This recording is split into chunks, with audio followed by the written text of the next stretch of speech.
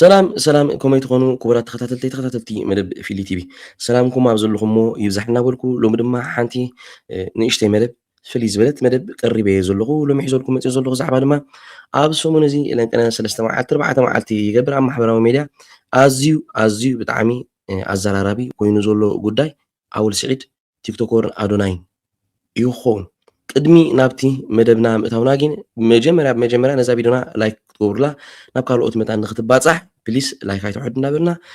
ሼር ድማ ግበርዋ ነቲ ቻነልና ሳብስክራይብ ብምግባር ናይ ወትሩ ተኸታተልቲ መደብ ፊሊ ቲቪ ንኽትኮኑ ሳብስክራይብ ዘይገበርኩም እንዳተላበኹ ሓሳብኩም ዘለኩም ርእቶ ድማ ኣይትብቆቑልና ኣብ ቦታ ኮመንት ኣስፍሩልና ሎሚ ክንሪኦ መሪፆ ዘለኹ ኣወል ስዒድ ቅድም ክብል ብዛዕባ እቲ ዝተሸለመ ቲክቶከር ብዛዕባ ኣዶናይ ዝበሎ ዘረባ ምስቲ ሕጂ ኣዶናይ ዘውፅኦ ዘሎ ቪድዮታት እንታይ ምትሓዝ ኣለዎም ዝብሉ ክኾኑ እዮም እዚ ኩሉ ዝካየድ ዘሎ ምንቅስቃሳት ከ እንታይ እዩ ምስጢሩ ነዚ ብሓባር ኮይንና ብሓደ ኮይንና ክንርኢና ሞ ክቡራት ተኸታተልትና ናብቲ ናይ ሎማዓንቲ መደብ የቀብለኩም እየ ደጊመ ሰናይ ምክትታል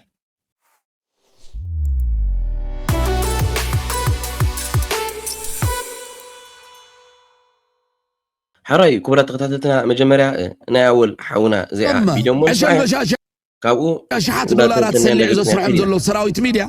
እግሮም እንዳኸድኩ ከቃልዑ ምዃነ ይነጊረኩም ነይረ እንዴ ገለ ካብቲ ዝገብርዎ ዘለዉ ስውር ንጥፈታት ሕጂ ካዕለኩም እየ ኣብ ዝሓለፈ ቅንያት ኣብ ኣዲስ ኣበባ ቲክቶክ ክሬቲቭ ኣዋርድ ዝብል ነጠፍ ቲክቶክ ሽልማት ዝህብ መደብ ርኢኹሞ ከም ዝነበርኩም ፈልጥ እየ ትግራዋይ መንእሰይ ኣዶናይ ድማ ተዓዋት ናይ ሽልማት ኮይኑ ነይሩ ነዚ ኣዋርድ ክልዕል ዝገበረኒ ብዛዕባ ኣዶናይ ንምዕላል ዘይኮነ ብዛዕባ ዕላምኦም ንምዝራብ ዝኣክል እዩ ዝበዝሑ ኣዋርድታት ብድሕሪት ኮይኑ ዘካይዶም ወይ ዝዝውሮም ማሕበር ወይ ጉጅለ ሓንሳቡን ውልቀ ሰባት ኣለዉ ከምዚ ዓይነት ሽልማት ክዳሎን ከለኻ እቶም ኣዳለውቲ ንኽጉስጉስዎ ወይ ከዕብይዎ ዝደልዩ ተሓሳስባ ዝሓዘ ስራሓት ከም ዘዕውቱ ብዙሓት ኣብ ዓለም ዝካየዱ ኣዋርድታት ክሕመኢሉ ዝፀንሑ ጉዳይ ኣብ ሓንቲ ካብ ፕሮሳተይውን ሽልማት ኦስካር ናይ ዝተዓወቱ ጸለምትን ዝተዓወትሉ ምኽንያትን ከም ኣብነት ኣቕሪበ ነይረ እዚ ኣዋርድ እውን ልክዕ ከም በዓል ኦስካር ዝዓይነቱ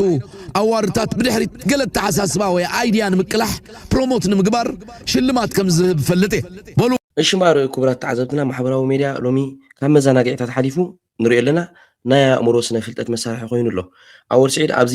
ክንሰምዖ ፀንሐና ኣብ ዝሃቦ መብርሂ ማለት እዩ ነቲ ቲክቶከር ኣዋርድ ተባሂሉ ዝተዳለወ መደብ ከም ሓደ ድራማቲካዊ ስርሒት ገይሩ እዩ ክገልፆ ፀኒሑ ኣብዚ ዝተውዕሉ መንእሰይ ኣዶናይ ከም ናይ ላይፍ ስታይል ቲክቶከር እዩ ዝፍለጥ ክጅምር እንከሎ ዘዳለዎም ዝነበረ ትሕዝቶታት ምስቲ ሕጂ ዘዳለዎ ዘሎ ክረአ እንከሎ ቁርፁ እንዳቀየረ ይመፅእ ከም ዘሎ ዝተብህሉ እዞም ናይ ኣብይ ሰራዊት ሚድያ ክሳብ ክንደይ ነዚ ማሕበራዊ መራኸቢ ክቆፃፀርዎ ይፍትኑ ከም ዘለዉ ንኽንርዳእ ከኽእለና ይኽእል እዩ ኣዶናይ በሉ ብናይዞም ሰራዊት ጽልዋ እዩ ካብ ትግራዋይነት ብስውር ኢትዮጵያውነት ኣብ መንእሰያት ከስርፅ ተሰሪሕሉ ዘሎ ተረዲዎ ዲ ከይተረድኦ ብዘየገድስ ምዝዝ መሳሰል ኣብታ ምስ ተጋሩ ደቀ ኣስመራ ዝገበርክዋ መደብ ብዛዕባ ሶሻል ሚድያ ዕሊለ ነይረ ኣብ ማሕበራዊ መራኸቢ ወፅአን ደቂ ኣንስትዮና ናይ ቅለት ክዛረባ ኮነ ኢልካ ብዲዛይን ላይክ ግበሩለን ኢሎም ላይክ ድገብሩ ከም ስርዓት ብመደብ ዝተታሕዙ ሰባት ኣለዉ ዝኽፈሉ ከምኡ ምስ ገበረት ነታ ጓል ላይክ ገይሮም ነታ ፔጅ ክዕቢ ኢላ ስጋም ኣብዚ ብረቂቕነት ተሰሪሕልና ይመስለኩም ንኣብነት ሓደ ተዓዘብቲ ዘለዎ ተጠቃማይ ሶሻል ሚድያ ብዛዕባ ስፖርት መደብ ዘቕርብ እንተ ነይሩ እቶም ሰራዊት ሚድያ ከም ታርጌት ይሕዝዎ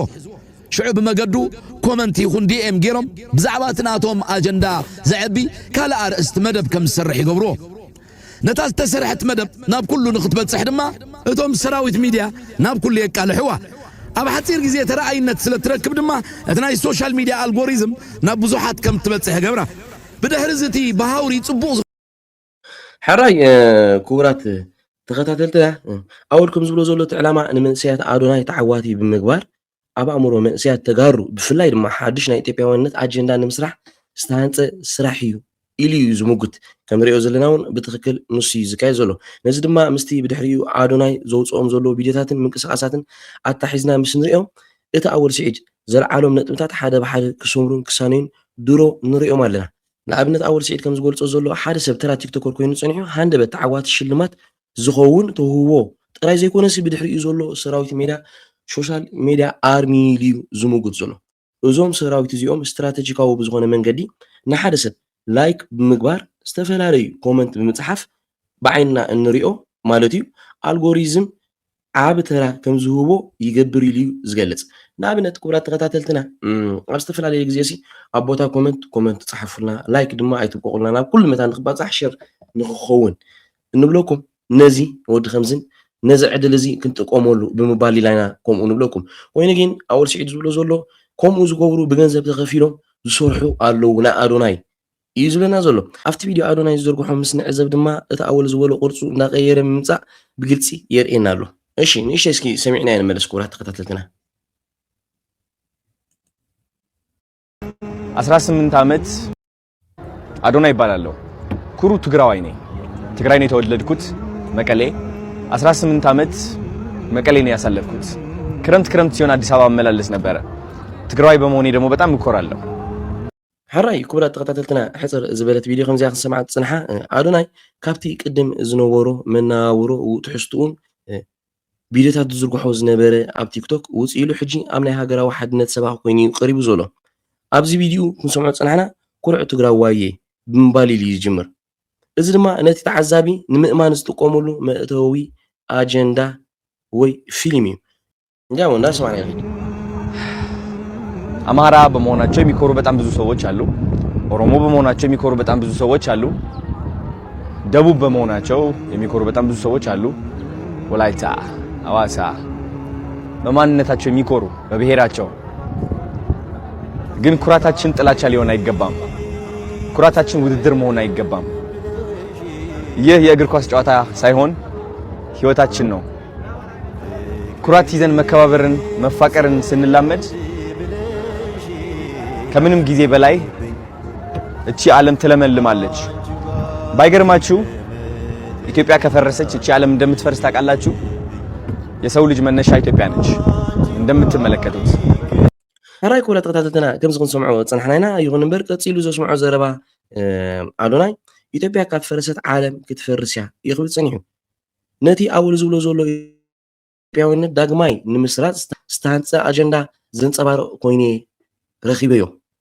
ኣብ ካልኣይ ኣገዳስ ነጥቢ ድማ እቲ ናይ ጎንደር ምንቅስቓስ እዩ ኣዶናይ ናብ ጎንደር ከይዱ ኩርዕ ህዝቢ ብታሪኹ ዝኮርዕ ኢሉ ክዛረብ ከሎ ምስቲ ኣውል ስዒድ ዝበሎ ሰራዊት ሜድያ ታርጌት ገይሮም ኣጀንዳ የቕርብሉ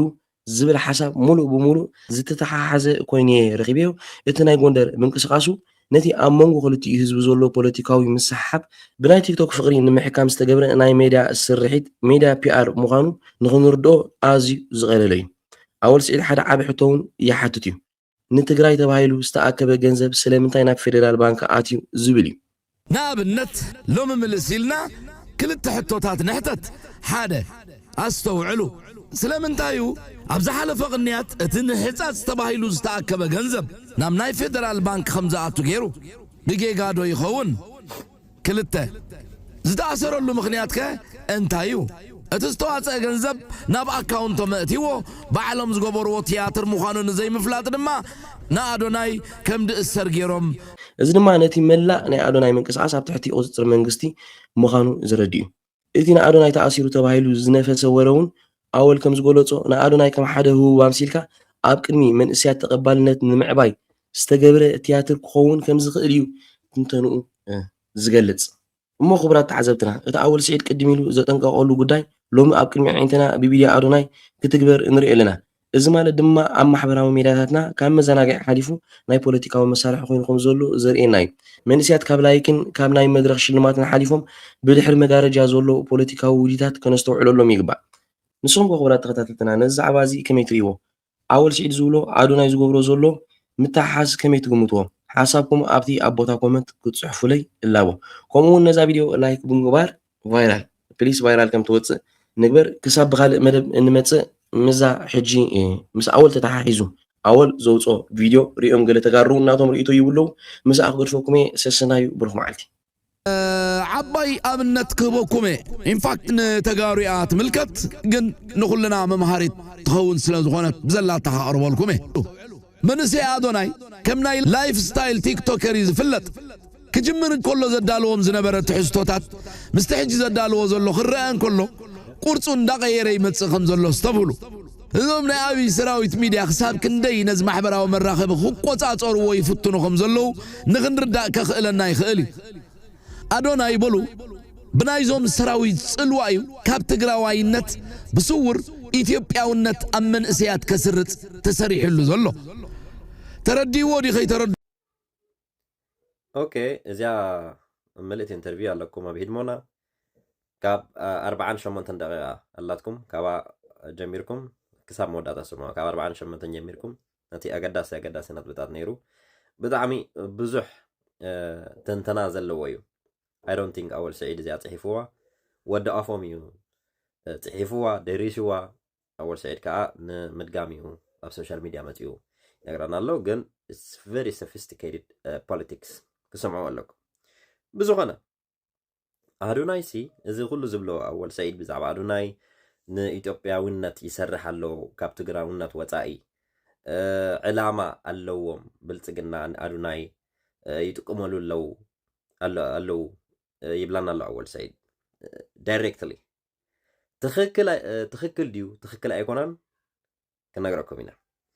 هذا قدم ناب إثيوبيا ممصو أدوناي حلمي نيرو سوري أدوناي نما عند قلتك يا متي هرا شو كارينا بزعب آخر ما عندي نسبات مالسي كرد أمل له سوخنا نساب سوشيال ميديا ميتوسي معالتاوي بوست تقبر معالتاوي خم قوالت الزارب why what's the reason انتايو تمخنيات مالسي انتايو ترابحة بزي رابحة سي سباي بقسون يبزع عالم ترديكا وي تسرح كم سبعي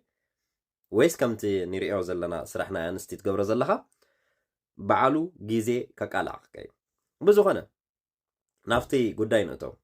زي فيديو نرأي امو اب كندا خلو انتايو حلمو نيرو نسمعايا حموشة سكند يا I don't give a single fuck. I want to make my money. I want to be fucking famous. I want to be rich and famous. Who the fuck are you to tell me what the fuck to do? You want to be rich and famous. Adonai. Haftam ከሆን ደዩ ፍሉጥ ከሆን ደዩ እንታይ ዝምልከተኩም ይብለና ኣሎ ስለዚ እቲ ኣወል ሰዒድ ዝበሎ ዝተንተኖ ብዛዕባ ኣዶናይ ብዛዕባ እቲ ሶሻል ሚድያ ቲክቶከርስ ዝበሃሉ ቲክቶክ ኣዋርድ ዝበሃሉ 100% ትክክል እዩ እመኑ ኣይትእመኑ ንሕና ኣብዚ ክንዛረብ ከለና ኤቪደንስ ኣምፅያ ዝዛረበና ስለዚ ፌመስ ክኸውን ደልዩ ሃፍታም ክኸውን ደልዩ እዚ ኩሉ ለኽበጥበጥ ዝገብሮ ዝነበረ ኣብ ካናዳ ካብ ካናዳ ተመሊሱ ናብ ኢትዮጵያ ህይወት ኣብ ካናዳ ጽቡቕ ኣይኮነን ኣብ ኢትዮጵያ ናብራ ጥዑም እዩ ናብ ዓድኹም ተመለሱ ገለ እዚ ለኽበጥበጥ እዩ እዚ ናይ ኣንስቲ ስራሕ እዩ ኦኬ ብዙኾነ ምስ ተመለሰ ናብ ኢትዮጵያ አይ ቲንክ ብልጽግና ምስኡ ተዛራሪቦም ከምዚ ስርሓልና ኢሎም ኤቪደንስ ቁፅሪ ሓደ ኣላትኩም እዚኣ ቪድዮ ሓፃረ እውን ተኸታተልዋ በአምሓርኛ ንሕና ኤቪደንስ ኢና ንዛረብ ሲና ንዛረብ ከአዶናይ የምንጠብቀው ነገር እግዚአብሔር ይህ ቲክቶክ አዋርድ ያመጣልኝ መልእክቴን እንዳስተላልፍ ነው። እኔ ኢትዮጵያን አንድ አድርጋታለሁ። አዶናይ ነኝ። ኢትዮጵያ ሓንቲ ንኽትኸውን ትምነተይ ስለዚ ካብ ሪች ኣን ፌሞስ ኣብ ካናዳ ከለኻ ሪች ኣን ፌሞስ ክኸውን ደልየ ናብ ኢትዮጵያ ሓንቲ ክገብራ ደልየ ሓድነት ኣብ ኢትዮጵያ